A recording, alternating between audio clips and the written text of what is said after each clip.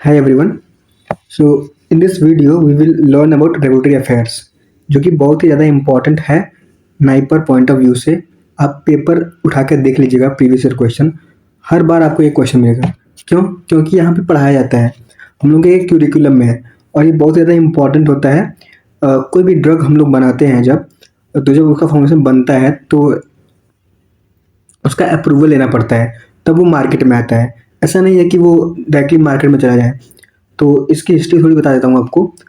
तो क्या हुआ था कि 1937 में, आप इसको जानते भी होंगे, थाइडो सल्फानिलामाइड एलिक्सर की ट्रेजेडी हुई थी। ठीक है, सल्फानिलामाइड, आप मेरी बातों को ध्यान दीजिए। सल्फानिलामाइड एलिक्सर ट्रेजेडी हुई थी यूएसए में। ठीक है, जिससे कि 100 से ज़्यादा बच्चे जो हैं उनकी डेथ हो गई थी डाइइथाइलिन सॉल्वेंट के कारण। ठीक है, और 1960s में क्या हुआ था, थाइरोमाइड ट्रेजेडी हुई थी। आपको पता होगा थाइरोमाइड ट्रेजेडी से जो भी बेबी पैदा होते थे वो बिना लिम्ब के पैदा होते थे। ठीक है, तो ये दोनों पॉइंट याद रखिएगा, जिसके कारण जो है वो रेगुलेशन जो है बहुत ज़्यादा ज़रूरी हो जाता है। अगर रेगुलेशन नहीं बताया कि ड्रग के अप्रूवल में, तो कोई भी ड्रग अपना बनाएगा और मार्केट में डाल देगा। तो इससे क्या होगा कि साइड इफ़ेक्ट्स वगैरह हो जाएंगे और जो है ये प्रॉब्लम क्रिएट करता है। इसलिए रेगुलेटरी अफेयर जो है इंपॉर्टेंट है। बेसिकली रेगुलेटरी अफेयर क्या होता है, वो कनेक्टिंग लिंक होता है बिटवीन फार्मा कंपनी, जो भी फार्मा कंपनी है जो कि ड्रग बना रही है, ठीक है, और गवर्नमेंट की अथॉरिटी। अब ये गवर्नमेंट की अथॉरिटी जो है बहुत ज़्यादा इंपॉर्टेंट है। हर एक कंट्री की अलग अलग अथॉरिटी होती है, रेगुलेटरी अथॉरिटी, जहाँ पे जो है हम लोग को फाइलिंग करनी होती है अपने ड्रग के बारे में, फॉर्मेशन के बारे में। तो ये जो अथॉरिटीज़ हैं वो इंडिया का कौन सा है, यूएसए का कौन सा है, यूरोप का कौन सा है, ये इंपॉर्टेंट है, आता है क्वेश्चन। ठीक है, तो ये हम लोग आगे देख लेंगे। बेसिकली इसमें मैं क्या करूँगा, आपको पहले थोड़ा इंट्रो दे दूंगा रेगुलेटरी अफेयर का, उसके बाद मैं एमसीक्यू सॉल्व कराऊंगा इसमें, जो भी इंपॉर्टेंट है नाइपर के लिए। ठीक है, तो regulatory affair deals with ensuring that pharmaceutical products comply with laws, guidelines and regulations of different countries for drug development, manufacturing, quality control, clinical trial and marketing approval। ठीक है, मेन गोल क्या होता है, safety, efficacy and quality of the drug. Now we will move further sorry. Key function क्या होते हैं regulatory affair के, वही मैंने पहले बता दिया। सबसे पहले क्या होता है कि हम लोग प्रिपेयर करते हैं और सबमिट करते हैं डोजियर को। ठीक है, डोजियर क्या होता है, ये इन्फॉर्मेशन होता है ड्रग के बारे में कि ये जो ड्रग है किसके लिए है, क्या क्या इसमें यूज हुआ है, कैसे बना है, ये सब प्रॉपरली जो भी चीज़ें होती हैं, जैसे जीएमपी हो गया, जीएलपी हो गया, जीसीपी हो गया, ये वो सब उसमें डोजियर में होता है। ठीक है, रेगुलेटरी अथॉरिटी से क्या होता है, जो कोऑर्डिनेशन होता है उसका मेन फंक्शन होता है रेगुलेटरी अफेयर का। अब जीएमपी क्या होता है, गुड मैन्युफैक्चरिंग प्रैक्टिसेस। आप फुल फॉर्म याद रखिएगा।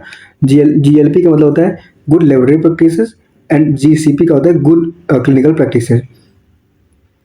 ये सब आते हैं शॉर्ट में, फुल फॉर्म आ सकता है क्वेश्चन। ठीक है, और लाइफ साइकिल मैनेजमेंट हो गया किसी भी ड्रग फॉर्मेशन का, और लेबलिंग और फार्माकोविजिलेंस। फार्माकोविजिलेंस में मैं डेडिकेटेड एक लेक्चर लेकर आऊँगा, तो आगे आपको मिलेगा। ठीक है, तो कुछ रेगुलेटरी टर्म्स होते हैं जो कि इंपॉर्टेंट है। आईएनडी आपने सुना भी होगा क्लिनिकल ट्रायल्स में। आईएनडी का मतलब होता है इन्वेस्टिगेशन न्यू ड्रग एप्लीकेशन। ठीक है, एनडीए मतलब न्यू ड्रग एप्लीकेशन। एएनडीए का होता है एब्रीवेटेड न्यू ड्रग एप्लीकेशन। ये किसके लिए होता है, जेनेरिक ड्रग के अप्रूवल के लिए होता है आपका ANDA. BLA biologics license application. And CTD very important, CTD का फुल फॉर्म जो है बहुत ज़्यादा इंपॉर्टेंट है, कॉमन टेक्निकल डॉक्यूमेंट और डोजियर। आईसीएच आपको पता होगा, जो आईसीएच का हेड क्वार्टर है वो जिनेवा में प्रेजेंट है, जिनेवा। ठीक है, वो कहाँ पे है, स्विट्जरलैंड। ठीक है, आईसीएच का फुल फॉर्म याद रखिएगा, इंटरनेशनल काउंसिल फॉर हार्मोनाइजेशन। अभी इसका जो है नया फुल फॉर्म आया है, वो आप ध्यान दीजिएगा, वो थोड़ा बड़ा है लेकिन आप ध्यान रखिएगा। वैसे अगर ऑप्शन में आता है तो इंटरनेशनल काउंसिल फॉर हार्मोनाइजेशन होगा। ठीक है, हार्मोनाइजेशन इसमें क्या होता है, 4 कैटेगरीज में हार्मोनाइजेशन होता है, quality, safety, efficacy and multi disciplinary, QS-EM। अब क्वालिटी के भी कई गाइडलाइंस हैं, जैसे कि Q1, Q2, Q3, Q4, उसको हम लोग क्या बोलते हैं, जैसे Q1 को क्या बोलते हैं, Q2 को क्या बोलते हैं, ठीक है, स्टेबिलिटी, ऐसे Q3 को क्या बोलते हैं, ये सब आप याद रखिएगा, बहुत ज़्यादा इंपॉर्टेंट है Q7 Q8 को, ठीक है। या तो मैं अगले लेक्चर में इसको ला दूंगा with tricks. Now regulatory bodies, तो डिफरेंट कंट्रीज के रेगुलेटरी बॉडीज होती हैं, तो आप इसको याद रखिएगा, बहुत ज़्यादा इंपॉर्टेंट क्वेश्चन है। जितना मैंने लिस्ट किया है वो बहुत ज़्यादा इंपॉर्टेंट है, बाकी आप याद रख लीजिएगा अदर देन दिस, ठीक है। तो यूएस FDA, यूएसए का क्या होता है, यूएस FDA होता है, सिंपल है, याद रख सकते हैं आप। यूरोप का क्या होता है, EMA होता है, EMA, ठीक है, यूरोपियन मेडिसिन एजेंसी। इंडिया का आपको पता होना चाहिए अगर आप इंडिया में रहते हैं तो CDSCO, इसका फुल फॉर्म बहुत ज़्यादा इंपॉर्टेंट है, हर जगह क्वेश्चन पूछा जाता है। तो central drug standard control organisation.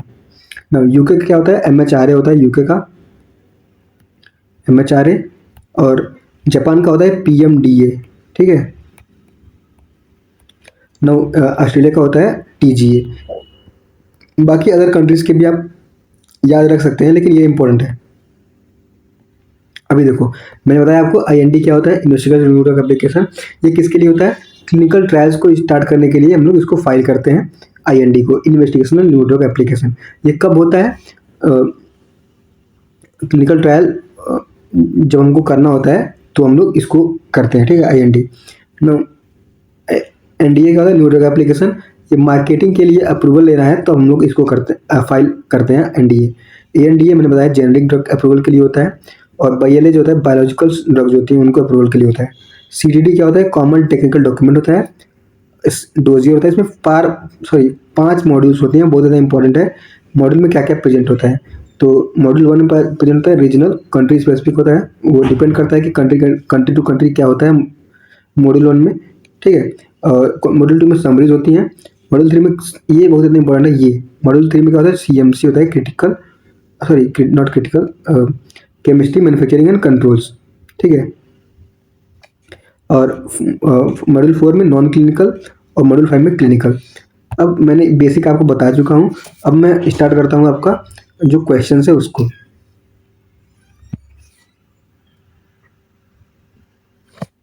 तो सबसे पहला क्वेश्चन है, which phase of clinical trial is related to safety and efficacy. Options are phase 1, phase 2, phase 3 and phase 4। ये आप क्लिनिकल ट्रायल्स में पढ़ते हैं, ठीक है। तो क्लिनिकल ट्रायल्स का फेज 4 फेज होता है, ठीक है, आपको पता होगा।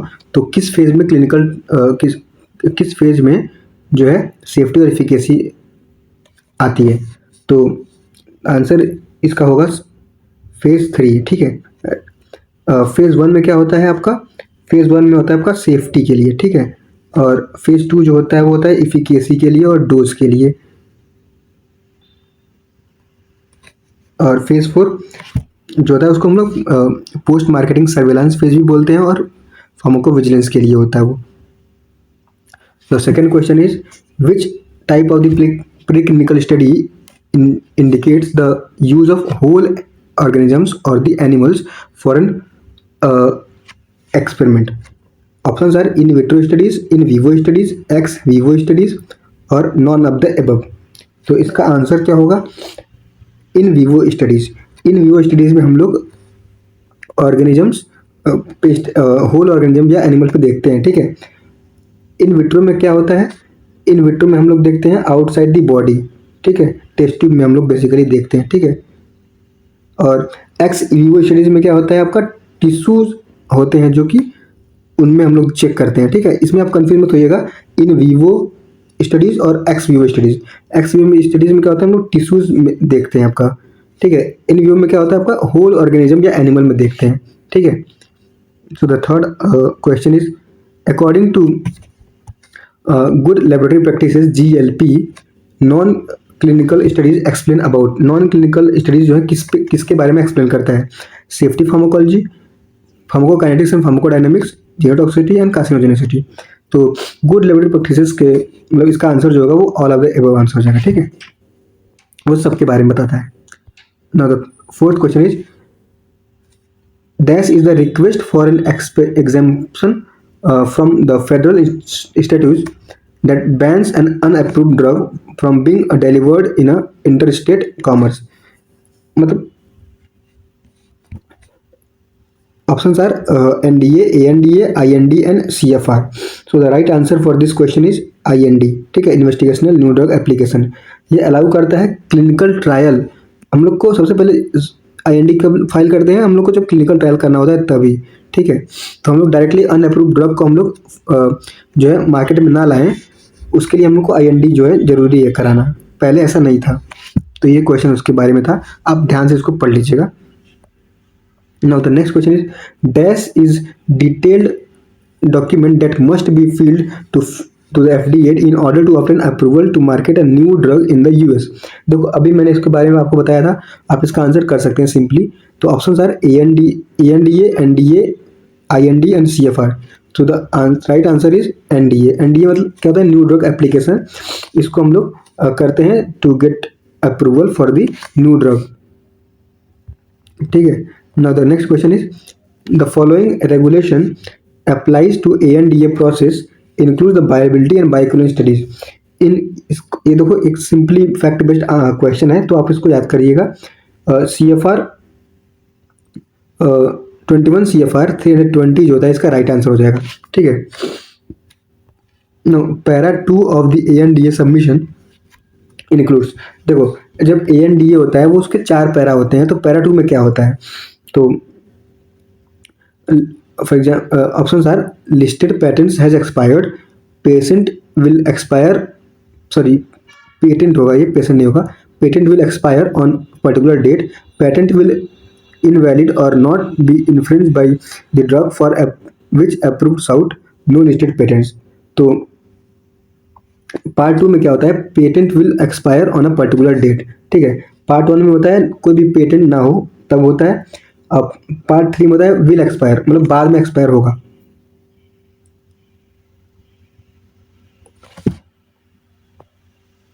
सॉरी, ये पेटेंट क्या होगा, एक्सपायर्ड होना चाहिए, डी यहाँ पे रहेगा, ठीक है। हाँ, जब एक्सपायर हो जाता है तो हम लोग पैरा 2 करते हैं, अगर वो एक्सपायर नहीं हुआ रहता है, बाद में एक्सपायर होने वाला होता है, तो हम लोग पैरा 3 करते हैं। पैरा 4 जो होता है वो इन्फ्रिंजमेंट के केस में होता है, ठीक है। Now NDA requires submission of dash well controlled clinical studies to demonstrate effectiveness, preclinical and clinical data to show safety, details of the manufacturing and packaging। तो इसका जो आंसर होगा वो ऑल द अबव होगा, मतलब NDA सबमिशन में हम लोगों को सब कुछ सबमिट करना होता है, सबका इंफॉर्मेशन, जैसे pre clinical information, clinical data, सब, ठीक है। The next question is, the term for exclusivity of for orphan drug is। orphan drug के लिए जो exclusivity period होती है वो कितने दिन के लिए होता है और कितने साल का होता है, अकॉर्डिंग टू US। या आंसर होगा इसका, तो इसका आंसर हो जाएगा 7 years। आप सिंपली इसको याद कर रखिएगा, 7 साल का होता है ऑर्फन ड्रग एक्सक्लूसिविटी, ठीक है। Now the next question is, what is the full form of CTD। CTD का फुल फॉर्म क्या होता है, अभी पहले मैं बता चुका हूँ आपको, common technical document, common technical data, character तो होगा नहीं, तो common technical document, option A will be the right answer. देखिए इसको कंफ्यूज हो सकते हैं आप लोग, इसलिए मैं आपको याद करवा रहा हूँ ये सब चीज़ें, और ऐसे ही क्वेश्चन आते हैं नाइपर में। Next question is, dash is a set of specifications for application dossier for the registration of the pharmaceutical products in Europe, Japan and the US। So the options are CTD, Common Technical Document, ASEAN Common Technical Dossier, ACTD, Electronic Common Technical Document, Drug Master Formula, DMF। So answer for this is Common Technical Document। US के लिए अगर करना है, Europe के लिए करना है, Japan के लिए करना है, तो हम लोगों को CTD फिल करना होगा, ठीक है। एशियन में दूसरी कंट्रीज आती हैं। Common technical document is segmented into 5 modules, जैसा मैंने पहले आपको बताया। 5 मॉड्यूल्स इंक्लूड्स, इन मॉड्यूल में क्या क्या होता है, मॉड्यूल 5 में क्या होता है, सॉरी, तो मैंने पहले बता चुका आपको। अभी हम लोग ऑप्शन पढ़ते हैं। First is, option A is administrative and prescribing information, option B is overview and summary of the pharmaceutical drugs, C is preclinical pharmacological toxicology and D is clinical and efficacy safety. तो module 5 में क्या होता है, clinical और efficacy और safety data होता है, ठीक है। क्लिनिकल डेटा इसमें बेसिकली होते हैं इफिकेसी और सेफ्टी के लिए।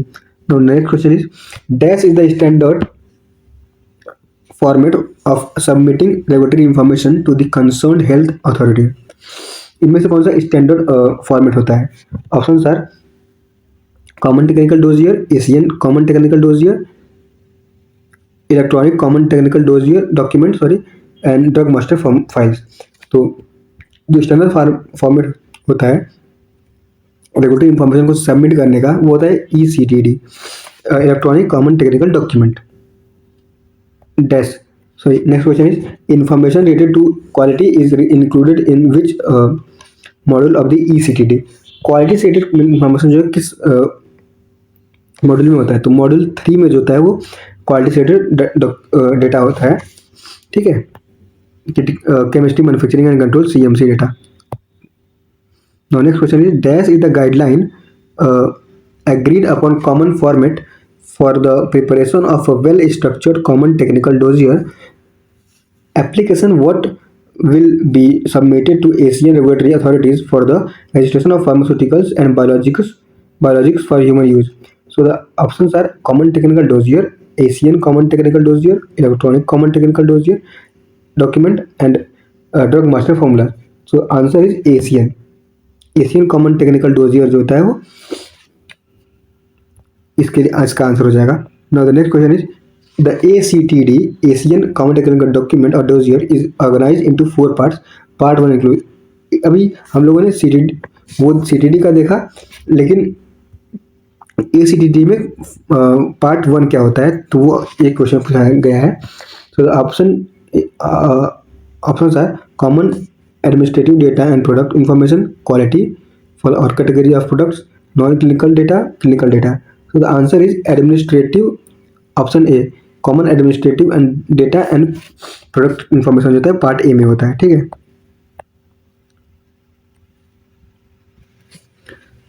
Next question is para 2 certification of the patent certification under Hatch-Waxman Act states that the options are the required patent information relating to such patent has not been filed, such patent has expired, such patent will expire on a particular date, and D option is such patent is invalid or will not be infringed by the drug for which approval is being sought.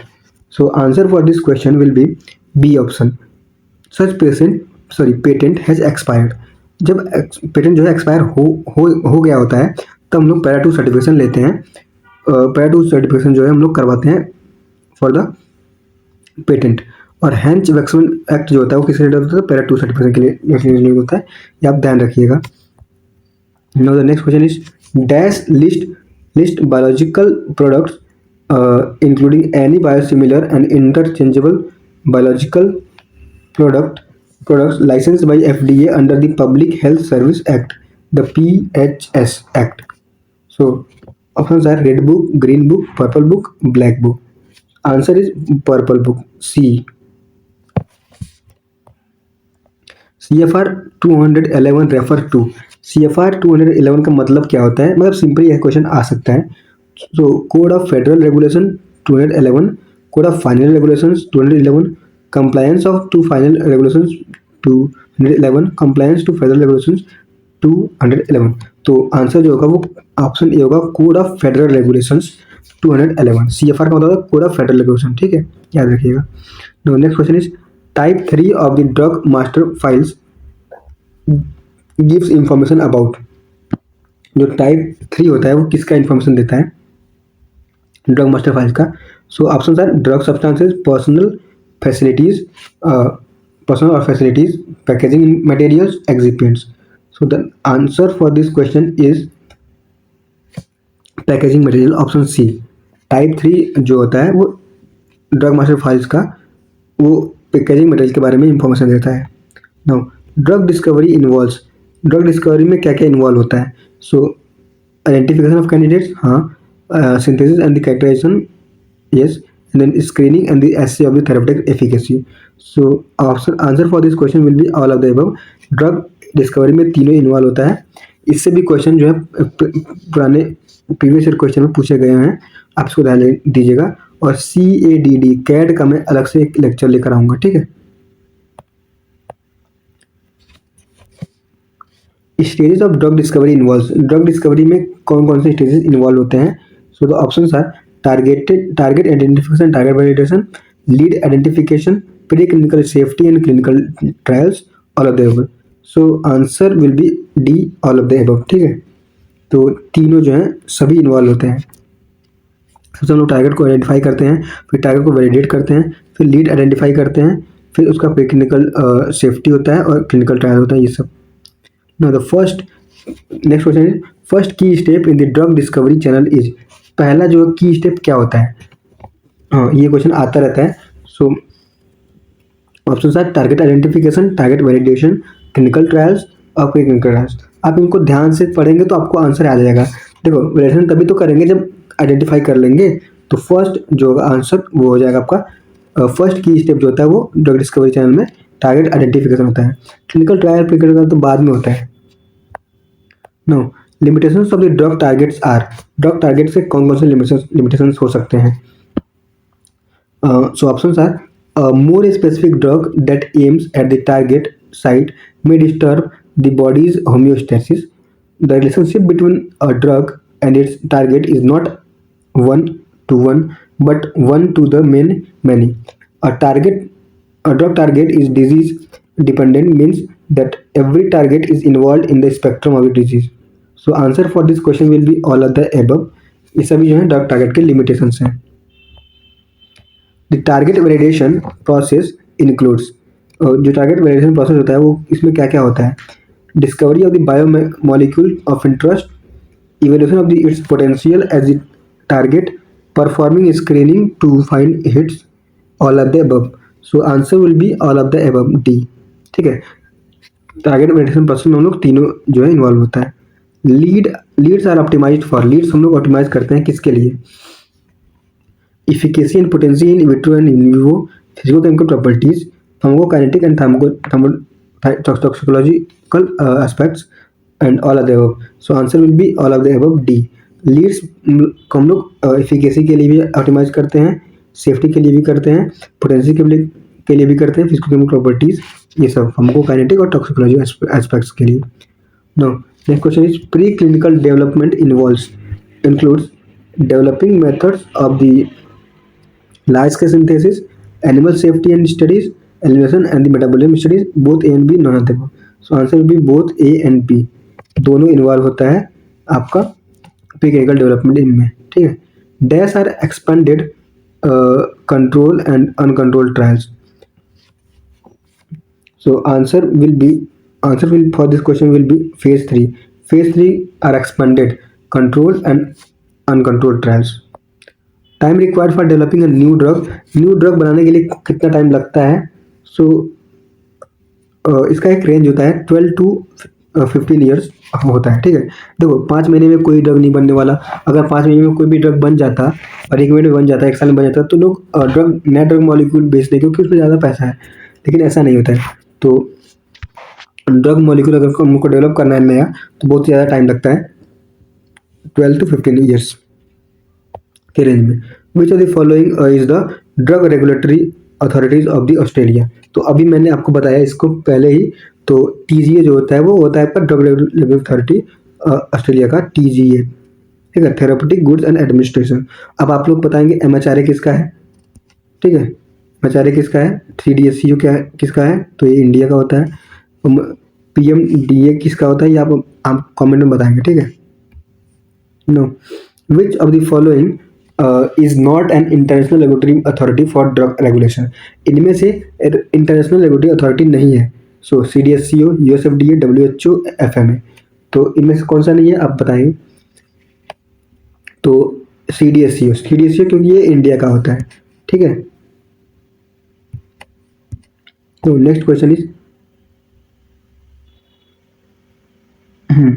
The oldest quality control laboratory of the drug control authorities in India is, oldest कौन सा है? So option is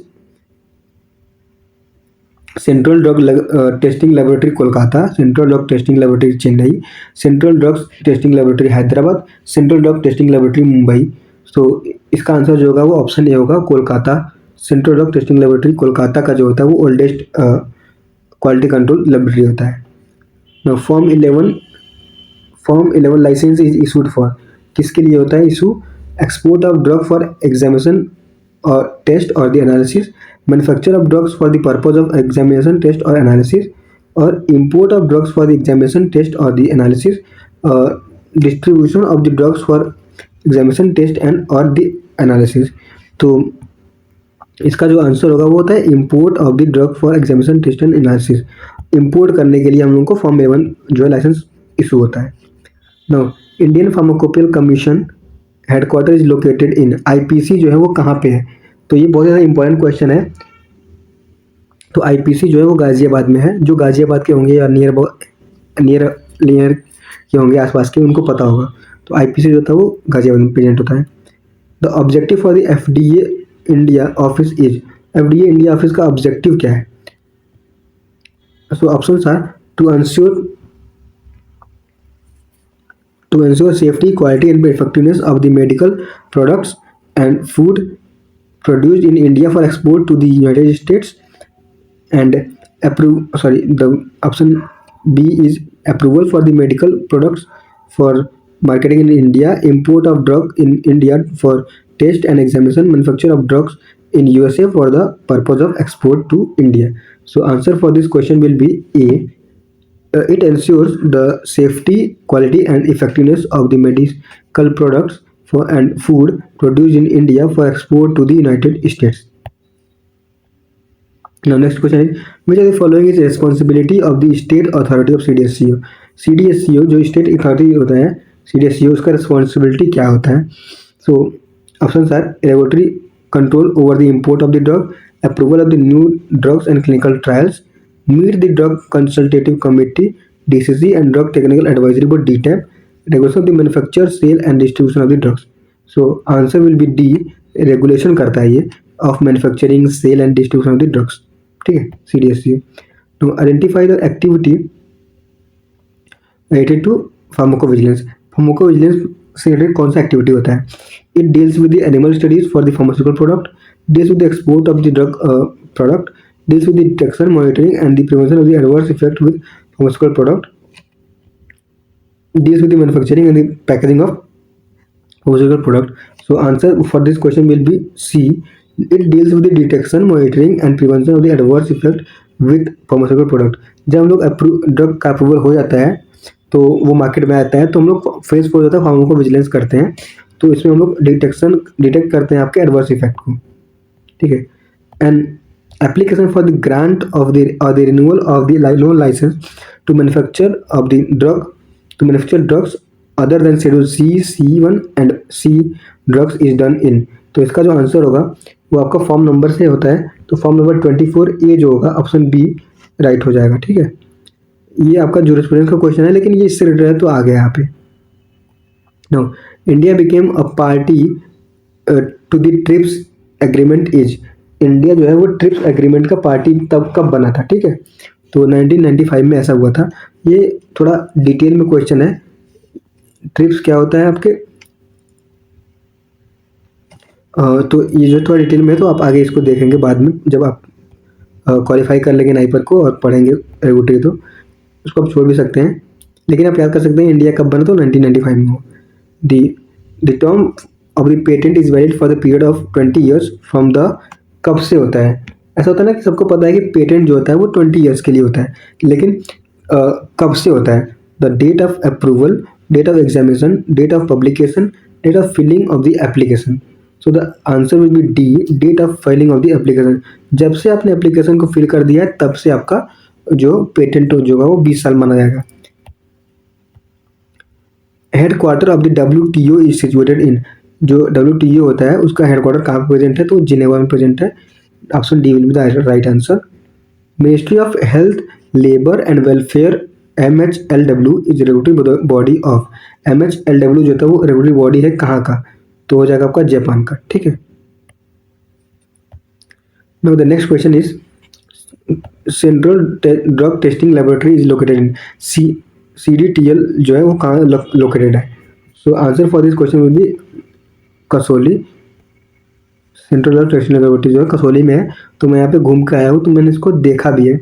तो आप इसको याद कर सकते हैं कि सर गए हैं कसौली। कसौली में क्या था आपका, सेंट्रल ड्रग टेस्टिंग लेबोरेटरी। ठीक है। List of approved drug and their associated IPR is available in. तो एसोसिएटेड ड्रग उनके आईपीआर जो है किस में रिलेटेड होते हैं, तो ऑरेंज बुक में इसको देखा है, ऑरेंज बुक में ये मिलता है। ठीक है। Approved drugs. Now, identify the relevant regulatory body in US FDA for approval of drugs. इनमें से रिलेवेंट रेगुलेटरी बॉडी कौन सा है, तो CDER होता है। ठीक है। IND तो आपको पता है क्यों फिल करते हैं, BLA बायोलॉजिक्स के लिए CBER नहीं होता है, CDER होता है, याद रखिएगा। Now, dash sorry in US the orphan drug exclusivity last for dash years. तो अभी मैंने इसको पुराना पहले क्वेश्चन बता चुका हूँ, तो 7 साल के लिए होता है। ठीक है। The headquarter of the WTO is located at. WTO का हेडक्वार्टर कहाँ पे लोकेटेड है, तो अभी हम लोग इसको भी पढ़ चुके हैं, तो वो जिनेवा में लोकेटेड है, Switzerland. What the term WIPO वीपो स्टैंड फॉर। वीपो का मतलब क्या होता है, वीपो का फुल फॉर्म क्या होता है, आप ये याद रखिएगा। तो इसका होता है world intellectual property organisation, world intellectual property organisation, याद रखिएगा। Now the next question is in pharmacovigilance the term ADR stands for. ADR का मतलब क्या होता है फार्माकोविजिलेंस में। तो देखो मैं इसको आगे लेके आने वाला आपको फार्माकोविजिलेंस का टॉपिक, तो आप इसको देख लेंगे आगे। तो एडवर्स ड्रग रिएक्शन होता है ADR का मतलब। ठीक है। एडवर्स डोज रिएक्शन नहीं होता है, एब्सोल्यूट नहीं होता है, एब्सोल्यूट नहीं होता है, एडवर्स होता है। ठीक है। तो ये आपका कुछ रेगुलेटरी के क्वेश्चन थे जो मुझे लगता है कि ये इंपॉर्टेंट थे। बाकी आप जो भी रेगुलेटरी बॉडीज हैं उसको मतलब अच्छे से याद कर लीजिएगा, चांसेस है कि वो आ जाए। ठीक है। और बाकी CDD में कितने मॉड्यूल्स होते हैं, कौन से मॉड्यूल में क्या होता है, ANDA जो होता है वो क्यों फाइल करते हैं, सिंपल यही पूछा जाएगा आपको। NDA क्यों फाइल करते हैं और IND क्यों फाइल करते हैं, आप ये देख लीजिएगा। फेज क्लिनिकल ट्रायल्स के आप फेजेस आप अच्छे से पढ़ लीजिएगा। Thank you for watching this video, hope you like this video, thank you.